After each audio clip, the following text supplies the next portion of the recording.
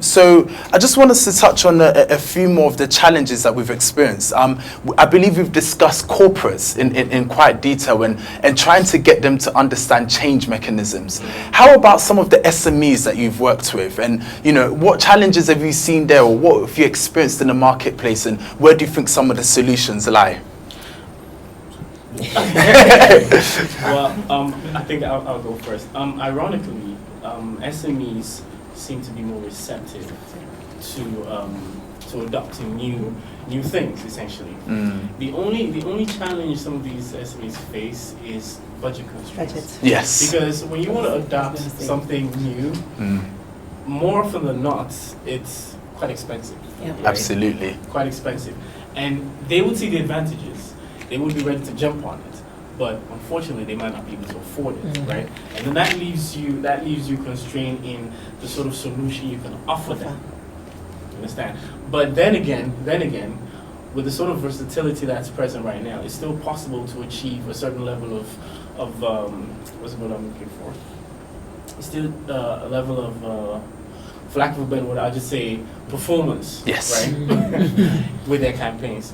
But then again, it's interesting to note that between the corporates and the SMEs, the reception to change is vast. And one thing I noticed is you have people leaving corporate positions to set up their own, their own companies. And these are the same people that have the knowledge and go like, look, I know that this is working and this is a new thing and I want to adopt it for my new business or for my new enterprise, right?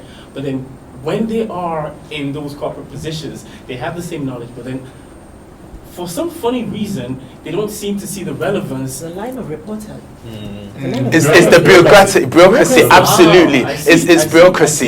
You may believe in it, but because the final decision does not lie with you, you cannot take that decision. Yep. That's very so you have to that's go very with. interesting. Yeah.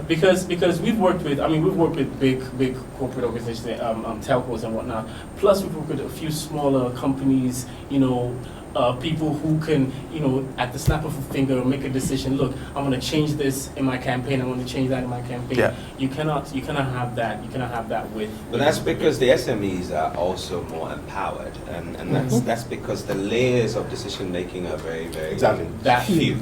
You have a business that's driven by two people who come together to partner. They have a clear idea where they want to be. There's also a clear understanding where they sit in the marketplace. So I know I'm small, I need to grow. The big guy will not make a massive change unless the bottom line has made a massive nosedive. So a lot of reacting to adversity. Exactly. Yeah. A lot of big businesses sit pretty and they're like, okay, well, we lost maybe some 1 percentage point of our bottom line last year, but we're still number one or in the top 3, so we're good. Yeah. Until such a time that something catastrophic happens to the bottom line, then What are the options? what are the options? Yes. So someone's going to think that, look, I'm not going to go through all this aggravated stress of pitching something I know would grow what we have exponentially. And so they're quick to take that same idea and implement it in their private business because they know that their survival depends on adopting new technology and going more aggressively after change. Speed to market, efficiency, Exactly. Some of the factors that we touched on earlier. And just to interject there, I mean, in the UK, we had our financial crash around 2007, 2008 with the credit crunch and the recession. And often what was discussed is that big businesses were bailed out by banks, particularly the banks were bailed out by the government. And through that recession, what we saw was an exponential growth in SMEs, in small to medium enterprises, who have now truly become the lifeblood of the economy. I'm interested to know, within Ghana, within this economic setting, do we see a true growth of SMEs, and how are they adopting some of these technologies?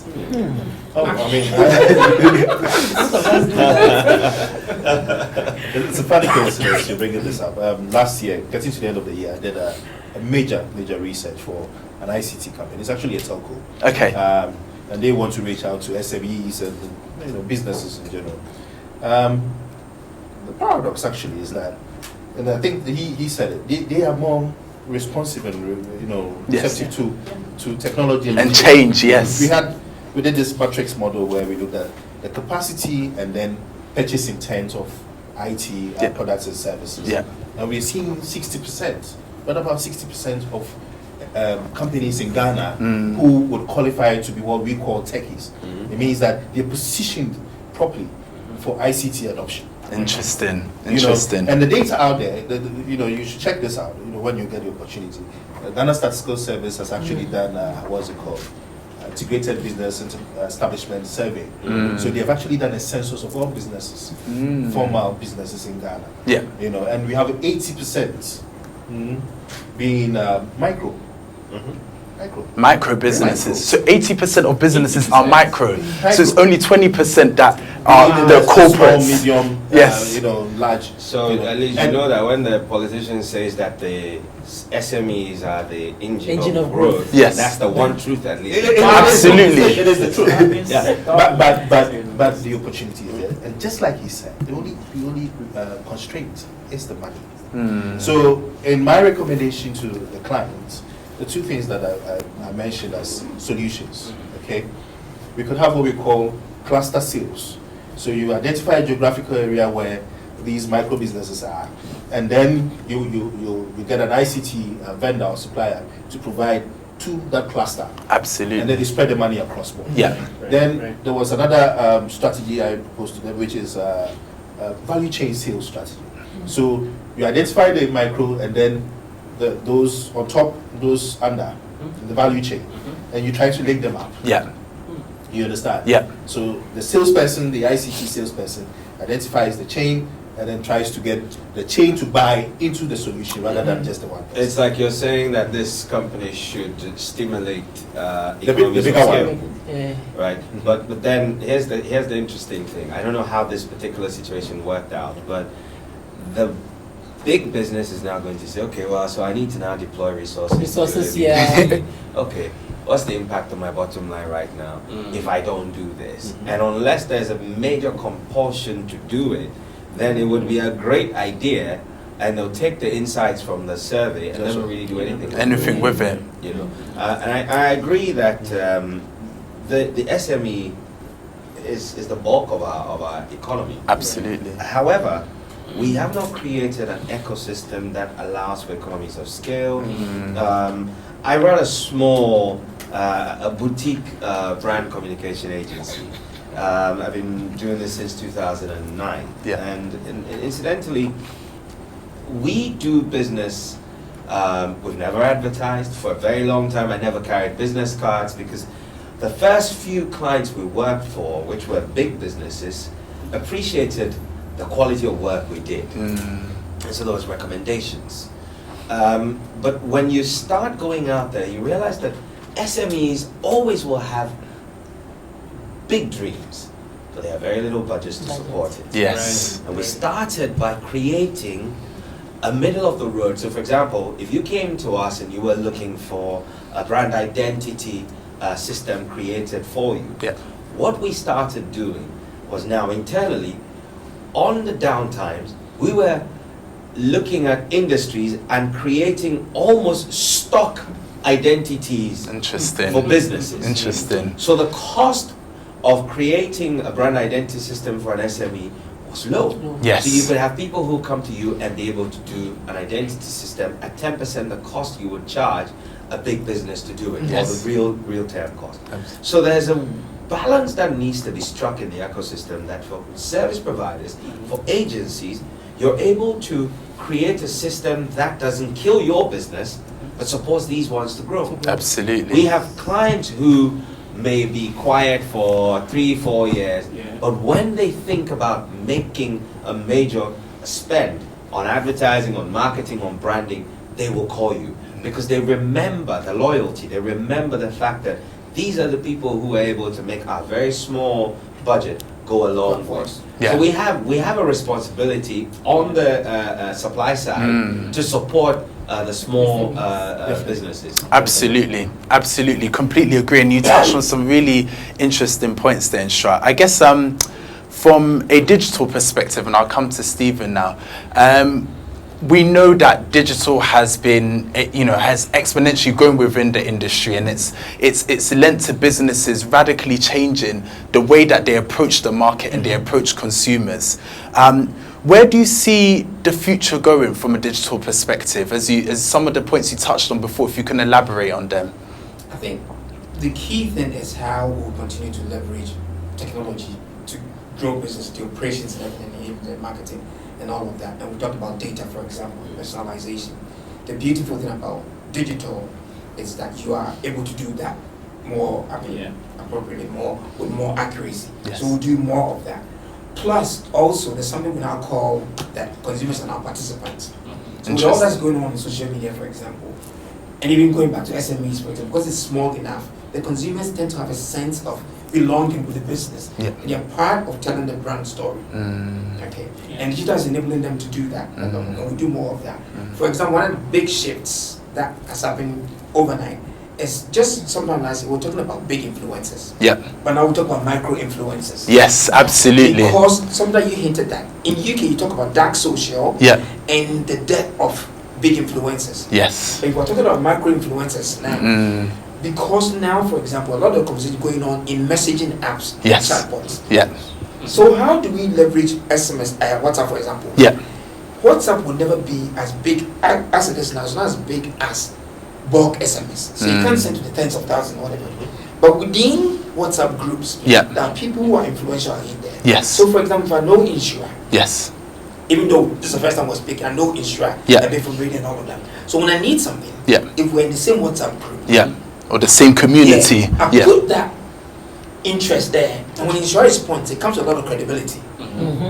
Absolutely, absolutely. And just to touch on that point, and that's micro, yes, and that's something that we're going to see a lot more of. Absolutely. Example, I used to work for a mom's brand, a baby care brand. Yeah. And the way I understand moms is that moms are so careful; they will never touch the baby's skin with just anything. Yes. So we're seeing instances where moms were going to see pediatricians, they will recommend something to them, and they will come to some of our platforms wanting to validate what they told them. Absolutely. Because they believe the peer moms and the veti moms more than the consultants. Interesting. And these conversations are going on in small groups. Yes. So, you're not to say, because sorry, let me just say this. See, because if we're not careful, in Ghana and most of Africa, AI is great and all of that, but we're not quite there yet. Yes. We might chase it and lose a lot. Absolutely. But we need to leverage all these small things that are working, which will work for us. Yeah. All these assets. Yeah, all these assets. Yeah. So sometimes we don't need to think too far. Yeah. But leverage these little tools that we have to go on, Sean. I was just going to point to a group that I think has about 125,000 members. Is that Mom's Group? Mom's Group, yeah. It's a Facebook group. Yeah. But they've In Ghana? actually, right here in Ghana, and recently, We're telling moms. I don't know, maybe it's Are you in there?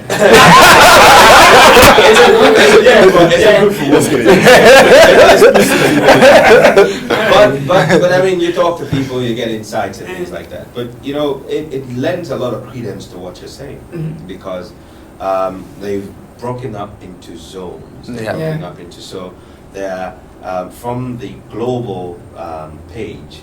Now they have WhatsApp groups for specific zones. Interesting. Yes. Yeah. So, and in these groups, you're always finding that in group dynamics, you're going to find the one person that would be the cheerleader. You're going to find somebody who's going to be the one that advocates for things. Yes. There's the one who's the brainy one who everyone always would defer to on certain things. Yes. And it's really, I've been doing a cursory look at the impact of these things on our socialization. I've been looking at that from that perspective. But if you look at it from a marketing perspective, there are opportunities. It's not all doom and gloom, you know. Albeit when I started looking at it, it was more about, is this going to inure to the benefit of our communities and our society in the way in which we've been socialized? You know, so you're always going to find, and even in the media landscape, a post by a micro influencer about what's happening somewhere. People can direct traffic to your Facebook page by saying that this guy has just written a piece about something, you better go see it. Absolutely. You know, or there's a fight on somebody's wall. And people have become, you know, the go-to persons for telling you where to find certain things. And I online think creators. Exactly. And I think that as we evolve, we may probably have a stop between there and fully utilizing AI. Interesting. Where we're now taking, we'll have our own online Kardashians who are not necessarily on television. Yes. They're there and they can tell you that, you know what, this is a good product to buy and people will buy it. Absolutely. And I just want to touch on influencers. It's an area in the UK that has, within the marketing industry and advertising industry, it's caused so many conversations. So you have influencers who have 1 million followers plus. You know, they've been in the industry for several years now and they've really captured the market. But micro-influence is a very interesting topic to touch on. I believe that businesses have some skepticism, as their consumers do as well. So they're looking to individuals that are truly utilizing their brands and there's authenticity in what they're doing. You know, it's not just about being paid £50,000 for a post, which is fantastic, and I do not discredit that for a moment. But it's about having people who are truly using your brand, truly using your services, truly believing it, and as a result of that, those who follow your page are believing in it as well. Let me give you an example. Derek and I work a bit in Nigeria. Yes. There's a lady called Linda Ekeji, right? Yeah. She has too many people following her. Too many. Everybody knows all the content she posts is goes straight. So, for example, Linda Ekeji is telling me about iPhone, for example. Okay. Because I don't know her as somebody who really understands technology and all of that. The credibility associated with the content that she's pushing Interesting. is limited. Unlike someone like Derek, who may have only 10,000 people, might know where Derek comes from. And so his post and his content has more. That's where the micro influence. It's very interesting. So it's not about the big numbers, but it's about the credibility. Because you said that in UK, the trust and all of that. Yes. In big brands and also in big influencers is way. Yes, it is absolutely waning. So I just Derek, just final just to buttress what's points on this. This is a very, very key point because last week, the Social Media Week in Lagos, there was a session on the future of digital marketing, and somebody raised this very same point. They asked a very interesting question. When was the last time you went out and bought a suit because you saw somebody like, say, Basket Mouth wearing it, right? I mean, that doesn't happen anymore. Gone are the days where you would see an iconic individual doing something and you gravitated towards that, right? I mean, it's almost dead, right? Now you're more driven by, you know, the more intimate conversations you have with people who you see as experts, you know, within your circle, right? So this is where, I mean, the conversation at that time was how brands could reach out to these micro influencers in their spheres to drive brand conversations and things like that. But I think it has a wider implication, right? Because if people are influenced more by, you know, experts within your circles, then how come this is not something that we are taking advantage of? Because I see, I actually have a question. A lot of the advanced countries in terms of marketing and digital and things like that, they're having huge successes with influencer marketing on a wider scale, right? But could it be that over here in Ghana or Africa, you know, our thing could be more the micro influencers? Because, correct me if I'm wrong, but I do not think we have any celebrity on the scale of the Kardashians, right? Or the royal family in the UK, right? So could it be that our focus should be more on the people within our communities, within our circles, who are seen as, you know, sort of, I mean, you could rub shoulders with them, Charlie, you know, Charlie this, Charlie that, but then they're experts in their field. Shouldn't that be where the focus should be in terms of the influence of It's a good question, and then just go back to the point I was making, that we're going to end up with our own mini Kardashians here. Because I think that for Africa, or for Ghana specifically, that would be our next step before full utilization of AI. Interesting. Because I'll give you a very interesting example. I have a very, I don't have lots of people. I think I've got like 17,000 people following me on Twitter. I have That's my, not Nothing to snip at, man. you know, that's not a lot of people. However, the kind of engagement that I get from posts, Yes. you know, makes me realize, okay, well, there's somebody who has maybe 100,000 and they post something and there's very little interaction. Retweets aren't a sign, they're just like impressions. Yes, They're not vanity. real. Yeah. Exactly. But when you have people commenting, engaging, and they're constantly coming back to you, then you've created a setting, you know, loop. The Yeah. content is now being consumed, turned around, and then there's a conversation going on. So we will get to that point. I was amazed when someone came up to me and said, you know what, I like the things you post. I like the comments you get. Yeah. So I have a product, and I want you to start posting it to the people that you Fantastic. connect with. And I was thinking, me? With 17,000 people? So it really shows that sooner or later, marketers are going to realize that I'm better off leveraging Yes. 10 people who will give me 100,000. The one who can give you $1 million. Than one who will give me $1 million, that gives me absolutely nothing in return. Very interesting. That's my point. Very, very interesting.